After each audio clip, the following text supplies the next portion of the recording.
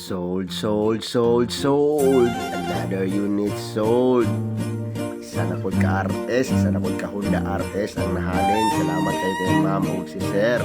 O na si ma'am ang buyer na mo. So gusto siya makasiguro, test drive niya ang unit. So pagka humanog test drive, makita mo na ninyo na smile kay si ma'am kay tungod sa kagwapo sa unit. So gusto ni ma'am i-deliver mo. So wala na problema. Amo nang i-deliver sa ila dito sa Davao.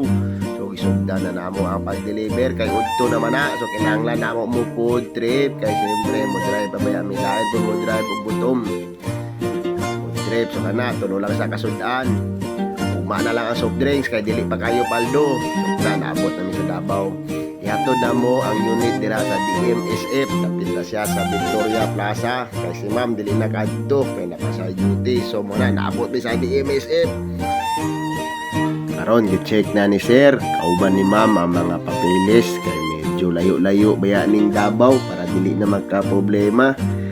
Mo na mikos-mikos sa perma. Check ang perma mura jud correct, mura jud kabalo. Ate karon na good.